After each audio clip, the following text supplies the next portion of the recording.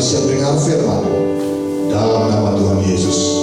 Haleluya. Yang siap dengar firman Tuhan sama-sama katakan amin. Silakan dulu Bapak Ibu Saudara. Saya menyapa kita semua, shalom. Ya, saya agak sedikit grogi karena merasa suara bergetar. Ternyata sound system baru ya, jadi ada satu ledakan suara yang tidak seperti biasa. Puji nama Tuhan. Bapak Ibu Saudara, kita akan sama-sama belajar pada pagi hari ini. Ada satu kebenaran yang memberkati kehidupan saya terutama, dan saya ingin bagikan untuk saya dan saudara. Kita akan membuka sama-sama dalam Matius pasal yang ke-13. Matius 13 ayat 24 sampai dengan ayat yang ke-30. Kemudian kita akan lanjut ayat 36 sampai dengan ayat 43. Nah, ini berbicara tentang perumpamaan tentang lalang di antara gandum. Nah, kita akan belajar sama-sama. Ternyata hal ini sangat menarik yang seringkali ada beberapa hal yang kita abaikan dalam kehidupan kita, Bapak Ibu Saudara. Kita akan melihat betapa dalam pengajaran Tuhan Yesus bagi saya dan saudara yang pada waktu itu disampaikan kepada murid-muridnya, kepada orang banyak, tapi hari ini sangat relevan dengan hidup kita. Yang sudah dapat boleh bilang amin. Matius 13 ayat 24 sampai dengan 30 saya baca dulu, nanti 36 kita akan baca bergantian sampai ayat 43. Yesus membentangkan suatu perumpamaan lagi kepada mereka, katanya, hal kerajaan sorga itu seumpama orang yang menaburkan benih yang baik di ladangnya. Tetapi pada waktu semua orang tidur, datanglah musuhnya menaburkan benih lalang di antara gandum itu lalu pergi. Ketika gandum itu tumbuh dan mulai berbulir, nampak jugalah lalang itu. Maka datanglah hamba-hamba Tuhan ladang itu kepadanya dan berkata, Tuhan, bukankah benih baik yang Tuhan taburkan di ladang Tuhan? Dari manakah lalang itu? Jawab Tuhan itu, seorang musuh yang melakukannya. Lalu berkatalah hamba-hamba itu kepadanya, jadi maukah Tuhan supaya kami pergi mencabut lalang itu? Tetapi ia berkata, jangan, sebab mungkin gandum itu ikut tercabut pada waktu kamu mencabut lalang itu. Biarkanlah keduanya tumbuh bersama sampai waktu menuai. Pada waktu itu aku akan berkata kepada para penuai, kumpulkan dahulu lalang itu dan ikatlah berkas-berkas untuk dibakar. Kemudian kumpulkanlah gandum itu ke dalam lubungku. Nah, ini kita akan baca secara bergantian di ayat yang ke-36. Saya duluan. Maka Yesus pun meninggalkan orang banyak itu lalu pulang. Murid-muridnya datang kepadanya berkata kepadanya, jelaskan kepada kami perumpamaan tentang lalang di ladang itu. Ayat 37.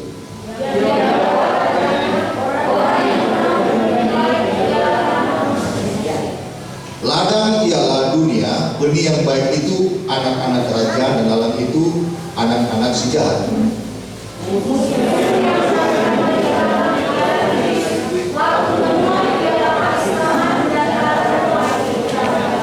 Maka seperti lalang itu dikumpulkan dan dibakar dalam api, demikian juga pada akhir zaman.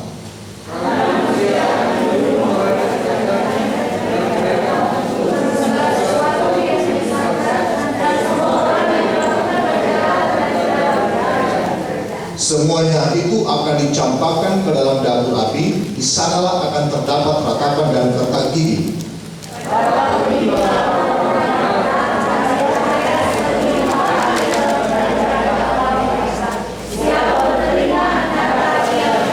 Ya, puji nama Tuhan. Bapak Ibu Saudara, dengan baik, saya akan memberikan satu perenungan bagi saya dan saudara untuk kita merenungkan.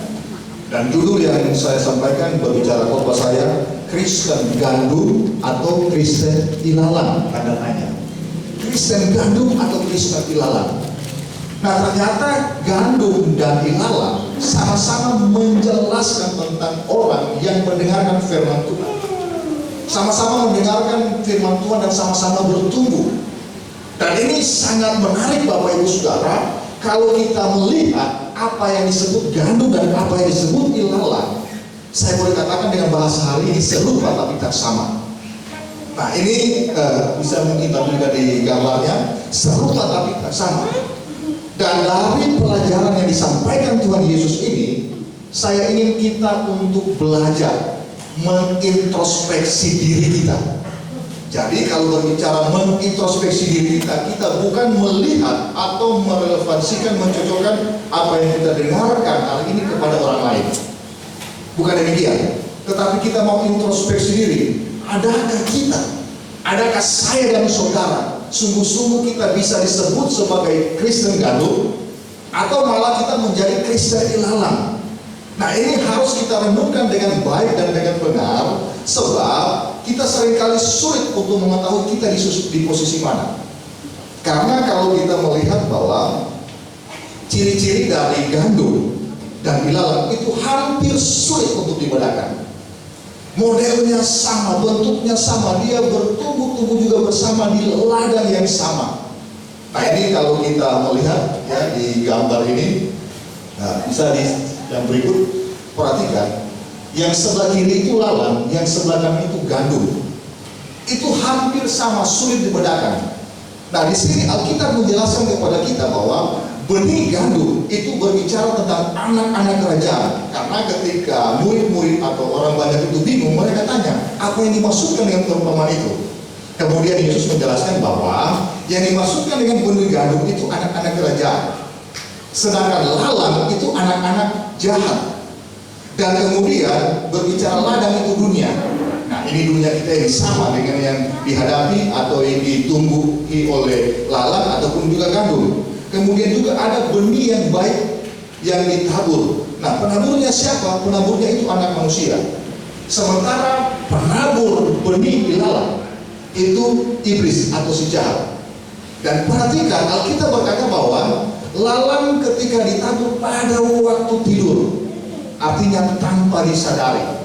Nah, ini sebuah suatu pelajaran yang sangat luar biasa. Karena kalau kita melihat di ayat yang ke-26, ya, di sini saya membaca, ketika gandum itu tumbuh dan mulai bergulir, nampak juga lalang itu. Perhatikan. Berarti ketika waktu lalang dan gandum tumbuh bersama-sama tidak bisa dibedakan. Sulit, sama modelnya. Tetapi di ayat 26, ketika gandum itu yang tumbuh dan mulai bergulir, baru diketahui, ya, baru bisa mulai dibedakan mana gandum, mana ilalang. Sebab perhatikan di sini modelnya sama, tetapi lalang dia tumbuh dia tegak lurus, tetapi gandum dia agak merunduk karena dia mulai bergulir. Nanti kalau gulirnya sudah mulai tua, sudah mulai matang, dia akan semakin merunduk, dan ini semakin ditahu. Dan dalam kehidupan kekristenan kita, nanti dalam buah yang bisa dinikmati oleh orang lain atau dilihat orang lain akan ketahuan kita lalang atau gandum.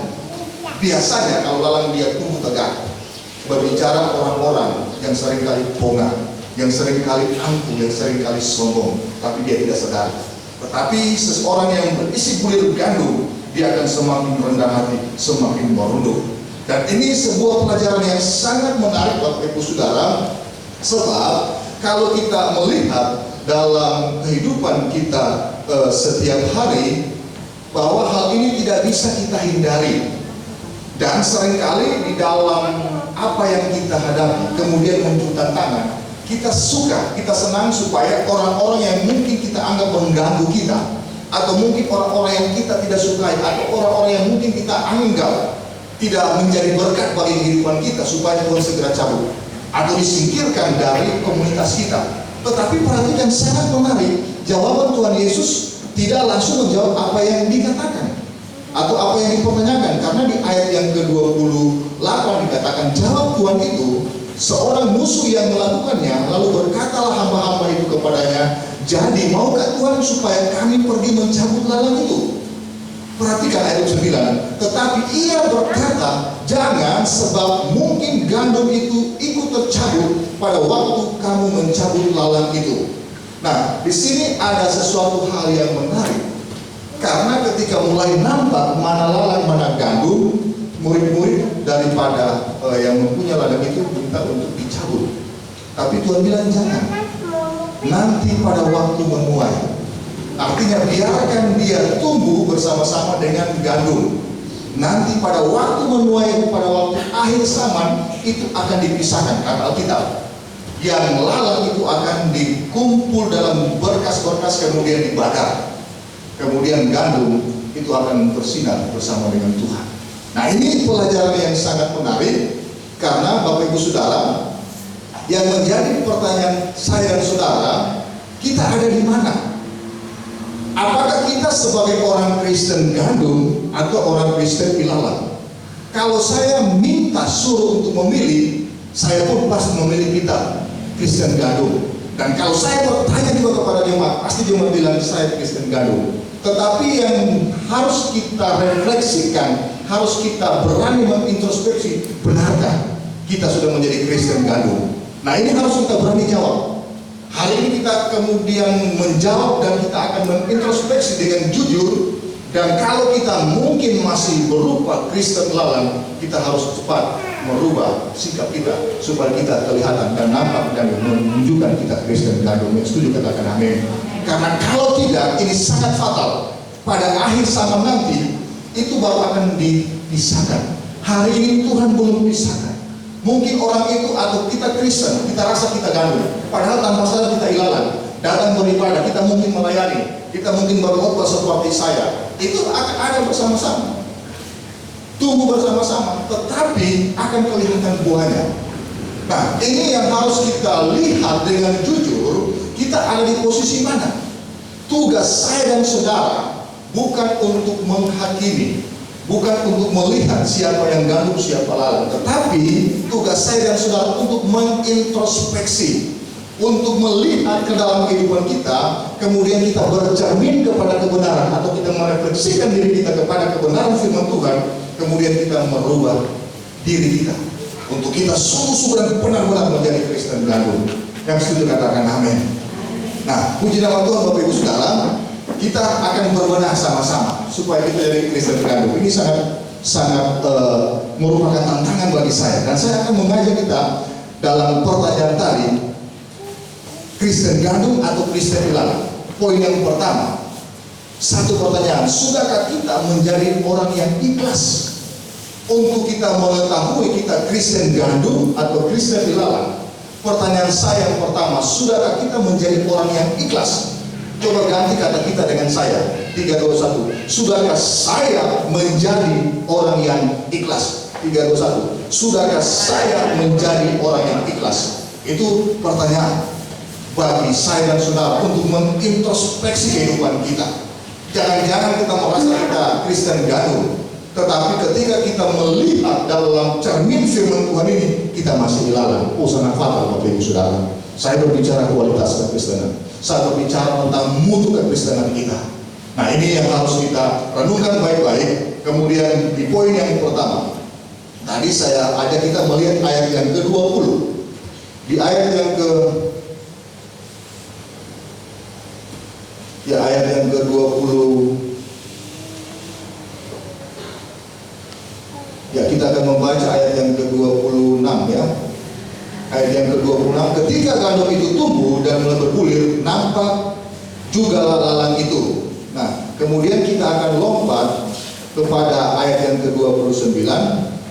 Tetapi ia berkata, jangan, sebab mungkin gandum itu akan tercabut pada waktu kamu mencabut lalang itu.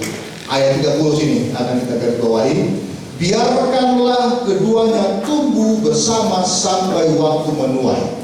Nah, garis bawahi kata biarkanlah keduanya tumbuh bersama. Dengar baik.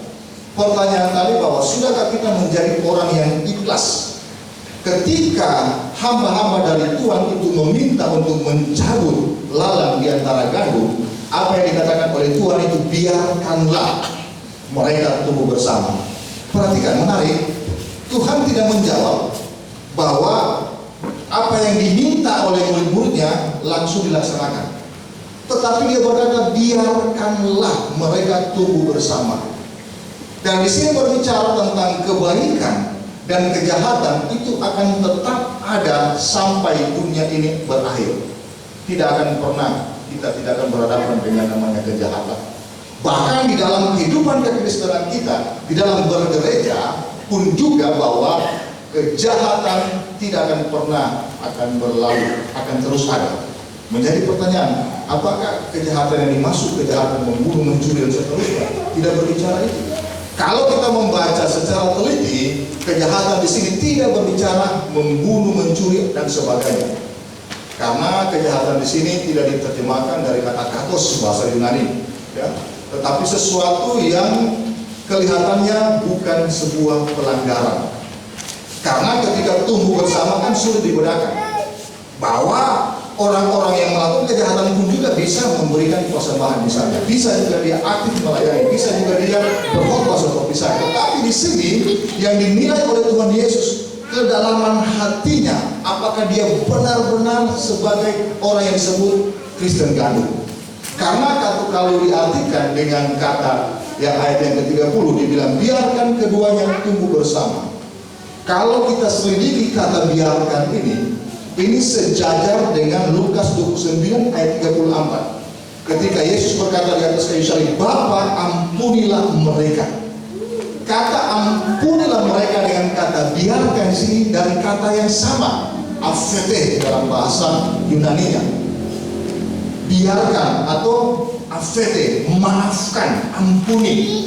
Artinya bahwa di dalam kehidupan kekristenan yang kita jalani setiap hari, di mana kita bertumbuh, kejahatan juga bertumbuh bersama-sama, mirip tanpa terlihat, karena kejahatan itu tidak hanya berbicara sesuatu yang melanggar norma-norma kehidupan secara umum, tetapi sesuatu yang kelihatannya itu bisa baik, tetapi di dalamnya mengandung satu hal yang tidak baik. Nah, ini agak sulit kita jelaskan kalau kita tidak punya penyaringan hati nurani yang murni. Tetapi saya akan jelaskan terus Bapak Ibu Saudara, karena ketika kejahatan itu tumbuh seperti yang dicontohkan oleh Tuhan Yesus yang berbicara tentang lalang, dia akan tampak. Tetapi dia tampak akan sulit untuk dilihat, tapi bisa dirasakan. Nah, ini sesuatu yang membutuhkan naluri kehidupan yang dipenuhi oleh Roh Kudus, dan tentunya juga kalau kita mempunyai hati nurani yang baik itu gampang untuk memilah mana sesuatu yang nampak baik, mana yang tidak. Ilalang tadi, kenapa dia ketika kelihatan buahnya, dia tahu dia bukan gandum, karena yang pertama dia tegak bertumbuh, ya, bulirnya yang macam tadi, dia tegak. Yang kedua, lalang ini kalau dia berakar, dia sama-sama juga berakar dengan gandum. Tetapi akar daripada ilalang ini dia melilit, mencekram akar daripada gandum. Sehingga dikatakan bahwa kalau misalnya mencabut ilalang di antara gandum, dikhawatirkan, ditakutkan akan terikut juga gandum. Karena akar daripada ilalang itu melilit gandum. Sehingga dikatakan oleh Tuhan Yesus, biarkanlah dia tumbuh bersama, nanti pada hari zaman baru akan dicabut, baru dipisahkan mana lalang mana gandum. Nah, ini menjelaskan kepada saya saudara bahwa di dalam kehidupan kita pasti akan berhadapan dengan sesuatu yang sifatnya tidak mengenangkan hati kita. Kita pasti akan berhadapan dengan orang-orang Kristen atau sesama orang Kristen yang mungkin kita lihat tidak menjadi berkat bagi kita. Dan seringkali banyak orang Kristen mundur karena berhadapan dengan model lalang seperti ini. Dan seringkali juga sebagai orang Kristen dilalang, dia tidak merasa dia dilalang karena dia ada bersama-sama dengan gandum. Tetapi dari sikap bahasanya atau sikap perilakunya seringkali menyakiti orang tanpa dia sadari. Kata-katanya seringkali halus tapi menyakiti. Sikapnya, cara pandangnya itu sangat melukai orang lain tanpa dia sadari. Bahkan mungkin dia membenarkan diri dengan sikapnya. Dia tidak tahu dia sementara menyakiti orang lain dengan kata-katanya. Dia tidak tahu dengan sikapnya dia sementara melukai orang lain, tapi dia tidak sadar. Bahkan dia anggap mungkin itu sebagai sebuah kebenaran. Nah, inilah dikatakan sebagai lalang yang tumbuh bersama-sama gandum, sementara dia menyadari dia bukan ilalang. Kalau dia dalam analogi orang percaya atau orang hidup atau yang disampaikan oleh Tuhan berbicara tentang kekristenan. Nah, ini harus menjadi perenungan saya dan saudara, Bapak Ibu Saudara, betapa pentingnya untuk kita ikhlas. Ketika Yesus berkata biarkanlah ilalang dan gandum itu tumbuh bersama. Tadi saya bilang biarkan, itu artinya ampunilah. Biarkan artinya ikhlaskanlah. Biarkan artinya maafkanlah. Dengan kata lain bahwa kalau kita bertemu dengan orang-orang yang mungkin bagi saya dan saudara itu tidak memenuhi standar kekristenan, kata-katanya menyakitkan, sikapnya melukai hati, biarkanlah, ampunilah, tidak usah kita pusing. Kalau kita pusing ya kita akan jadi ilalang juga nantinya. Amin. Nah, tapi ini sulit bagaimana? Ya, bikin sakit hati. Kalau kita mau menyanyikan pujian, apa dia di samping? Aduh, apa dia ada di belakang? Kita dengar suara keras-keras ini dia. Padahal itu kata-kata bikin sakit hati keluar. Biarkanlah saja, ampuni saja. Amin. Tidak usah pusing. Kenapa? Karena nanti Tuhan yang akan menghakimi, kita tidak bisa. Walaupun kita tahu dia mungkin ilalang, tetapi jangan kita yang menjadi hakim. Sebab hal-hal yang seperti ini atau keadaan yang seperti ini akan tetap ada, akan tumbuh bersama-sama dengan kita. Dan juga hal ini bagi saya dan saudara seharusnya menjadi pelajaran bagi saya dan saudara. Kenapa? Kita dibiarkan ada, katakanlah di tengah-tengah ilalang. Orang yang bisa merasakan bagaimana tekanan di antara ilalang, orang yang ada di dalam persekutuan. Oleh karena itu, gereja itu harus bersekutu. Tidak bisa kita sendiri-sendiri. Kenapa? Supaya kita bisa memuji. Apakah kita ilalang atau kita gandum? Kan kalau kita sendiri-sendiri kan kita tidak tahu. Tidak ada ujiannya. Tidak ada apa yang bisa mencobai kita. Tetapi kalau kita ada di antara ilalang, kemudian ilalang itu akarnya mencekram melilit kita, kita kan merasa tidak nyaman. Tetapi kita akan menjadi bertumbuh supaya kenapa? Semakin kita bertumbuh dan kita akan memperlihatkan kita gandum karena kita berisi dan bulirnya itu merunduk. Dan ini berbicara tentang kerendahan hati. Nah, ini sangat penting sikap dimanapun kita berada sebagai orang percaya. Karena kalau kita kembali melihat di ayat yang ke-43 di bagian terakhir, di situ sangat menarik kesimpulan dari Tuhan Yesus. Dikatakan begini, pada waktu itulah orang-orang benar akan bercahaya seperti matahari dalam kerajaan Bapa mereka. Siapa bertelinga hendaklah ia mendengar. Nah, ini menggambarkan bahwa orang percaya dia harus tetap bertahan. Ketika dikatakan siapa bertelinga hendaklah ia mendengar, itu menjelaskan bahwa setiap hari kita harus diisi dengan kebenaran firman Tuhan. Setiap hari kita harus diisi dengan nilai-nilai kehidupan kerajaan surga yang Tuhan Yesus ajarkan. Dan memang ini tidak gampang Bapak Ibu Saudara. Kita akan berhadapan dengan orang-orang yang sangat seringkali menyakiti hati kita. Bukan hanya di dalam lingkungan kita berjemaat, di luar sana, bahkan dalam rumah tangga pun juga, dalam keluarga bisa juga demikian. Suami istri bisa terjadi ada lalang, ada gandum, tidak apa-apa. Untuk kita bisa menjadi berkat bagi ilalang, tentunya kita harus menjadi gandum dulu. Untuk kita bisa menjadi berkat bagi keluarga kita yang lain, kita harus menjadi gandum. Nah, ini yang sangat-sangat penting, sebab di ayat 43 orang benar akan bercahaya. Bapak Ibu Saudara, di Matius pasal 10 ayat 16, Tuhan Yesus berkata begini, aku mengutus kamu seperti domba di tengah-tengah serigala. Hendaklah kamu cerdik seperti ular dan tulus seperti merpati. Artinya, tidak ada tempat yang nyaman bagi kita untuk mempraktikkan kebenaran atau untuk menunjukkan bahwa kita ini orang Kristen gandum. Selalu pasti ada tantangan. Bahkan tadi dikatakan kita ada di antara serigala. Dan di situ Tuhan berfirman supaya kita cerdik seperti ular dan tulus seperti merpati. Nah, ini poin saya pertama. Kita harus menjadi orang yang ikhlas. Dan menjadi pertanyaan, sudahkah kita menjadi orang yang ikhlas, bisa mengampuni? Seringkali kita sulit untuk mengampuni, sehingga ketika kita berjumpa dengan orang-orang seiman kita, karena kita sakit hati, kita tidak bisa mengampuni. Mungkin itu kita tidak katakan, tetapi dalam praktek kehidupan kita, kita memperlihatkan kata-kata atau bahasa tubuh yang tidak melupakan, tidak mengampuni dia. Dan ini sulit kita untuk bertumbuh nantinya. Dan bisa-bisa kita menjadi lalang, bukan gandum lagi. Saya ketika merenungkan ini kembali seperti saya bilang tadi, betapa berat menjadi seorang Kristen, apalagi orang Kristen gandum. Karena ya gandum ini kan dia berbulir, isinya bisa dimanfaatkan oleh orang lain. Nah, ilalang dia kan kosong, tidak ada isi, tapi dia tetap berdiri. Nah, sebagai orang Kristen seringkali kita bisa untuk melawan orang-orang seperti ini, harus disingkirkan. Orang-orang yang perlakuannya tidak benar lebih baik dia di sini. Tetapi tidak demikian. Alkitab bilang biarkanlah dia tumbuh. Yang menjadi pertanyaan, bisakah saya dan saudara ketika ada orang-orang yang tidak memberkati saya dan saudara, kita bisa menerima dia ada di sekitar kita? Kalau kita bilang bisa, praktekkan. Tetapi kalau kita bilang belum bisa, ini tantangan.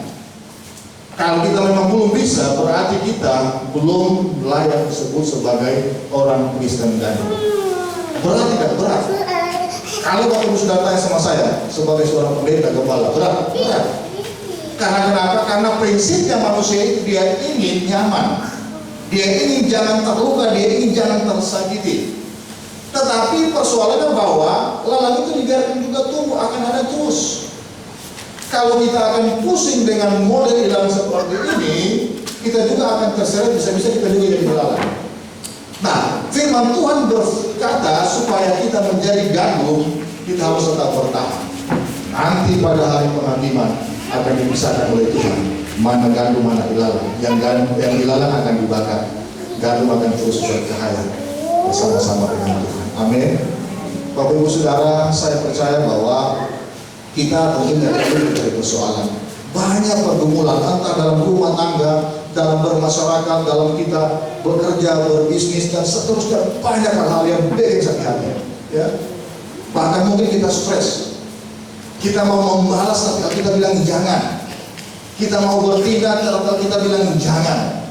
Karena kenapa? Karena penghakiman bukan hak kita. Ya.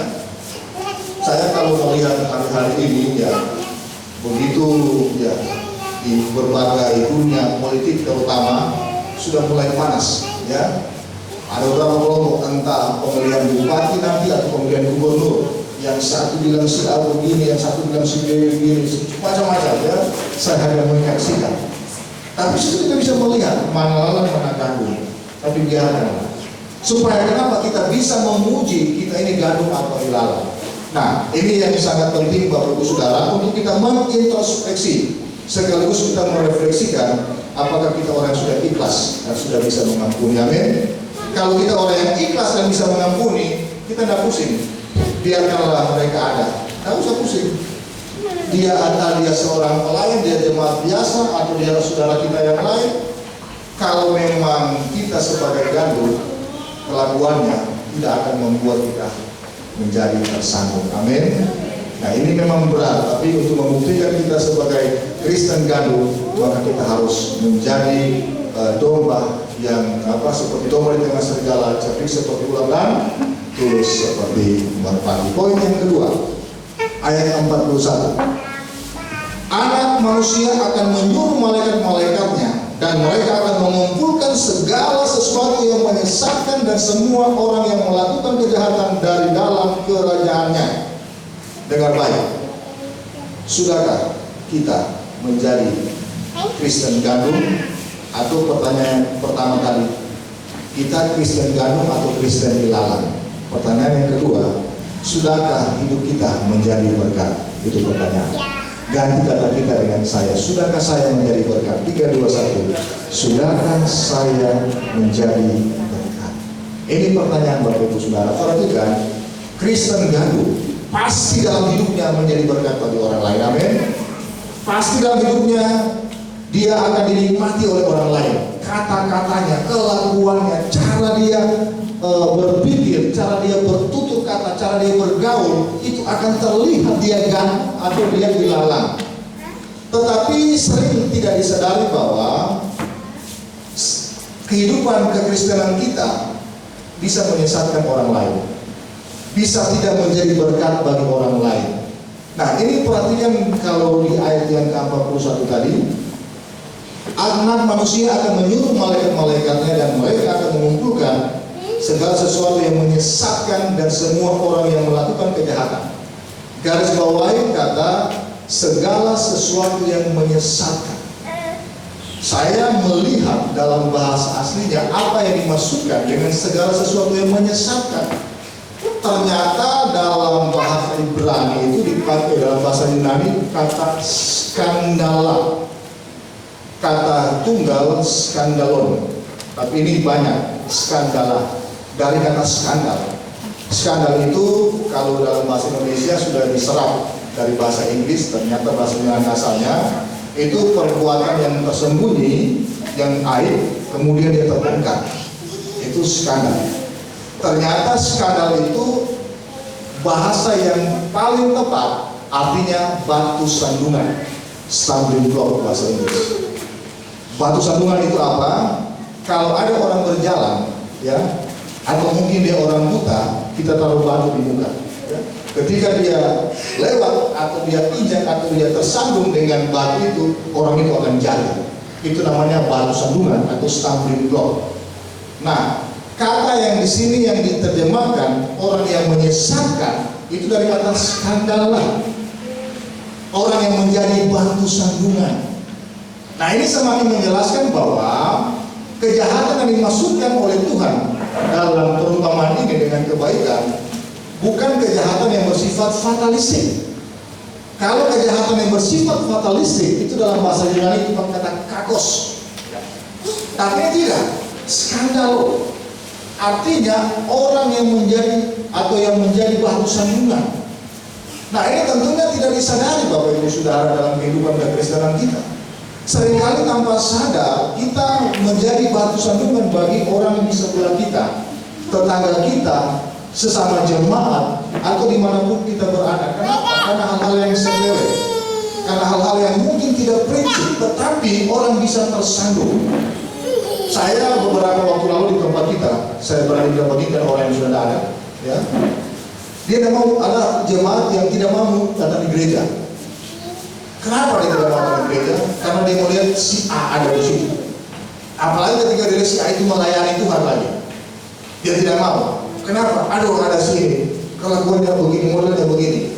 Artinya orang itu menjadi batu sandungan. Nah, ini yang disampaikan oleh Tuhan Yesus bahwa pembuat kejahatan ternyata bukan kejahatan yang fatalistik, tetapi sesuatu yang dapat membuat orang tersandung. Nah, ketika saya merenungkan hal ini, tentunya karena ini sebuah introspeksi dan juga sebuah refleksi perenungan kembali kepada diri saya. Saya belajar bagaimana untuk menjadi berkat bagi orang lain, walaupun saya tahu saya tidak sempurna.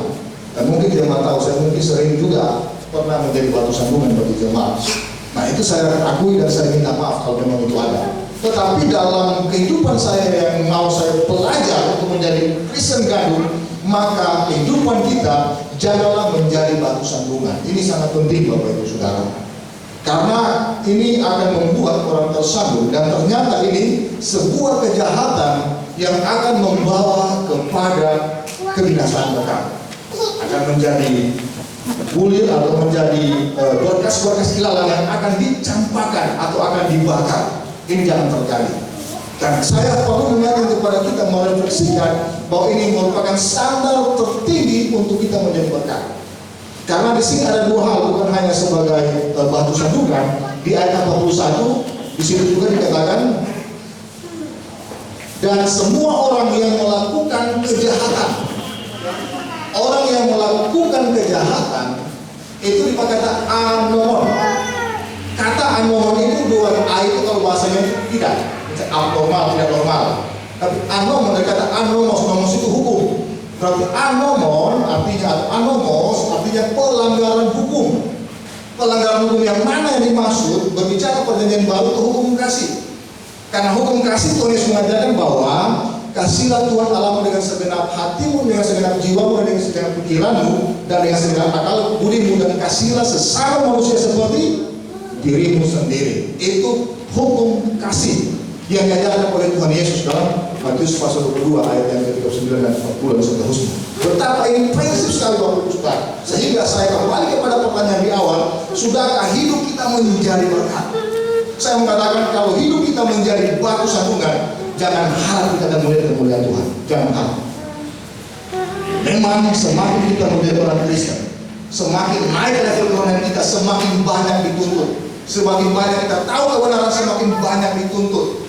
Kalau hidup keagamaan kita, mungkin kita orang yang aktif beribadah, melayani Tuhan, memberikan sesuatu untuk pekerjaan Tuhan. Tetapi kalau hidup kita menjadi batu sandungan, jangan harap kita akan melihat kemuliaan Tuhan. Kalau hidup kita orang yang melanggar hukum kasih yang dimasukkan oleh Tuhan, jangan harap kita akan melihat kemuliaan Tuhan. Tidak akan, Bapak Ibu Saudara. Nah, ini standar yang sangat tinggi.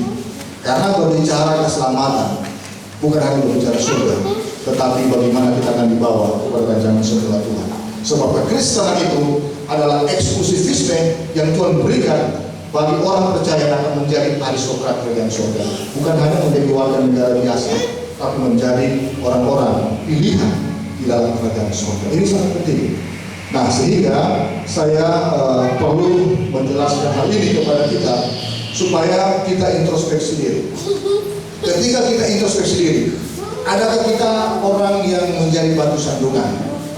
Poin saya, janganlah kita mencari kekurangan, kelemahan orang lain. Ketika saya berkata kita harus menjadi berkat bukan batu sandungan, jangan kita langsung menilai si A si B. Di sini kesalahannya, bukan demikian. Ketika kita mencari kesalahan orang lain, ketika kita mencari kekurangan orang lain, tentunya kita sementara melakukan pembenaran diri. Saya ulang, ketika kita mencari kelemahan orang lain, ketika kita mencari kekurangan orang lain, kita sementara melakukan pembenaran diri. Dan seringkali pembenaran diri ini juga menjadi batu sandungan bagi orang lain. Dan ini sangat penting, Bapak Ibu Saudara, sebab menjadi batu sandungan itu sesuatu yang tidak tampak.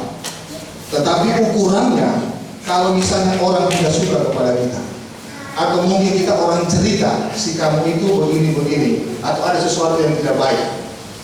Kalau kita mau menjadi berkat, kita harus introspeksi diri.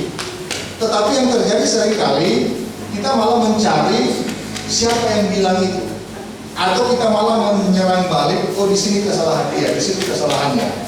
Kita lupa bahwa hal ini harus menjadi perenungan kita. Tetapi yang terjadi, banyak orang Kristen malah membenarkan diri, bahkan mencari atau menambah kesalahan orang lain yang mungkin bagi dia orang itu menyerang diri. Dan ini pelajaran yang sangat berharga, Bapak Ibu Saudara, karena ini berbicara tentang melalang dan gaduh yang sama-sama tumbuh, yang tidak bisa dilihat di awalnya, tapi akan nampak pada akhirnya. Dan pada hari ini, kalau kita mengintrospeksi diri kita, kalau kita belum menjadi gandum yang sebenarnya, mari kita berdoa kepada Tuhan. Mari kita mau berubah, amin.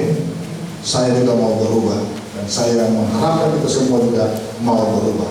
Bilang saya mau berubah, 3, 2, 1, saya mau berubah.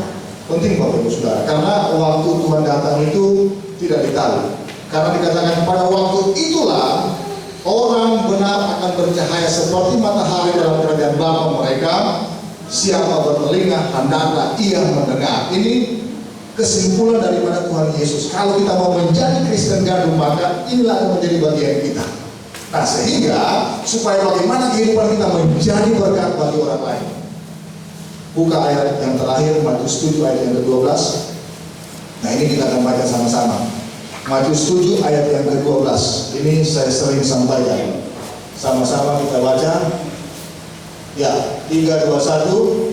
Segala sesuatu yang kamu kehendaki supaya orang berbuat kepadamu, berbuatlah demikian juga kepada mereka. Itulah isi seluruh hukum Taurat dan kitab para nabi. Ini hukum. Kalau dikatakan itulah isi seluruh hukum Taurat dan kitab para nabi, hukum. Berarti dari kata yang singkat ini, segala sesuatu yang kamu kehendaki orang berbuat kepadamu, berbuatlah juga kepada mereka, itu hukum.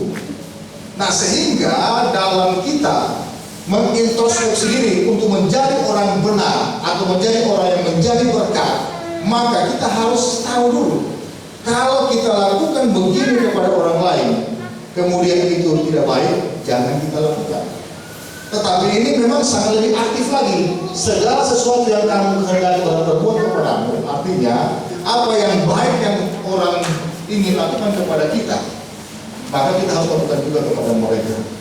Dan menjadi berkat, tentunya semua orang ingin menjadi berkat. Ini sangat penting. Menjadi berkat itu artinya kita harus dulu melakukan sesuatu bagi orang lain. Bukan kita harap orang lain yang menjadi melakukan sesuatu yang baik bagi kita. Karena kalimat ini merupakan kalimat aktif. Kalimat aktif dalam pengertian bahwa sikap kita yang lebih dulu. Kalau kita mau orang berbuat yang baik kepada kita, kita berbuat dulu. Artinya kita lebih dulu melakukan sesuatu yang baik. Berbeda dengan begini. Karena dari kalimat bijaksana pada waktu itu ada namanya Rabi Hillel. Rabi Hillel itu dia pengajar kitab Taurat, ahli agama. Dia ajar begini, apa yang kamu tidak suka orang berbuat kepadamu, perbuat juga demikian kepada mereka. Perhatikan, kelihatan sama. Apa yang kamu tidak suka. Tetapi Yesus dia balik, dia aktif. Apa yang kamu kehendaki orang perbuat kepadamu, artinya segala sesuatu yang kita ingin terjadi, maka kita harus perbuat demikian. Nah ini, kita harus lebih dulu. Nah ini sikap yang sangat-sangat aktif yang diajarkan oleh Tuhan Yesus. Dia mengandung hukum yang tertulis dalam hukum Taurat dan kitab para nabi. Ini sangat penting. Bapak Ibu Saudara, betapa kita harus menjadi saksi. Saya mengatakan dimanapun kita berada, sebagai seorang suami, sebagai seorang istri, jadilah berkat bagi pasanganmu. Sebagai seorang anak, bagi orang tua, jadilah berkat bagi orang tuamu. Sebagai orang tua yang mempunyai anak-anak, jadilah berkat bagi anak-anakmu. Jangan sampai kita menjadi batu sandungan. Kalau kita menjadi batu sandungan, maka tanpa kita sadar, ketika penghakiman terjadi, kita akan menjadi ilalang yang akan dikumpul, kemudian akan dibakar. Amin. Dan sangat penting bagi saya dan saudara untuk kita mengintrospeksi kehidupan kita supaya kita menjadi berkat. Nah, ketika kita mengintrospeksi diri kita, kita akan tahu posisi kita di mana. Kalau kita sebagai Kristen gaduh, maka tentunya kita hidup harus tulus, ikhlas, mengampuni. Amin. Kalau kita sebagai orang Kristen gaduh, tentunya kita harus menjadi berkat, bukan menjadi batu sandungan. Amin. Ada sebuah cerita kuno, itu di dataran Tiongkok. Seorang Yesus yang bijak, ya dia memberi contoh bagaimana kita melakukan kebaikan bagi orang lain. Kalau dikatakan tentang bagaimana apa yang orang lain inginkan kita berbuat kepada mereka, mungkin orang tidak terlalu paham. Dia ambil contoh. Nah, orang di sana kalau makan pakai sumpit, tahu sumpit? Sumpit itu penjepitnya cuma ya panjang 1 juta. Ya kalau orang-orang Tiongkok pasti tahu ya bagaimana menjepit, makanya pakai sumpit. Kemudian disuruh duduk seperti ini, ya 2 baris. Dikasih sumpit bukan yang pendek tapi yang panjang, 1 meter panjangnya, 2 buah kan pakai bagian. Kemudian disuruh ambil bakso misalnya, ambil makanan masing-masing kemudian makan. Orang semua banyak mencoba, bagaimana bisa makan? Tidak bisa ketika dia jepit, dia makan bagiannya 1 meter panjang kali B. Ya, bagaimana caranya tidak bisa? Dia usaha lagi tidak bisa, dia panjang bagian tangannya cuma 1,5 meter, sumpit 1 meter, bagaimana caranya tidak bisa? Akhirnya ada 2 orang yang minta. Ya, di sabar begini apa yang terjadi? Dia ambil makanannya, baksonya, dia kasih kepada temannya di sebelah. Temannya di sebelah juga dia jepit baksonya, dikasih temannya di sebelah, bisa makan. Nah ini orang terbuka pemahaman bahwa bagaimana kita menjadi berkat bagi orang lain juga akan menguntungkan bagi kita. Amin. Ketika kita melakukan sesuatu hanya untuk egois kita tidak akan mendapatkan sesuatu. Dan pelajaran ini sangat penting bagi kita ternyata supaya kita menjadi berkat bagi orang lain, bukan menjadi batu sandungan. Itu akan luas dalam seluruh aspek kehidupan kita kalau kita praktekkan. Maka kita akan menjadi Kristen gaduh dan bukan Kristen ilalang. Jadilah Kristen gaduh. Amin. Amin untuk firman Tuhan. Haleluya. Kita akan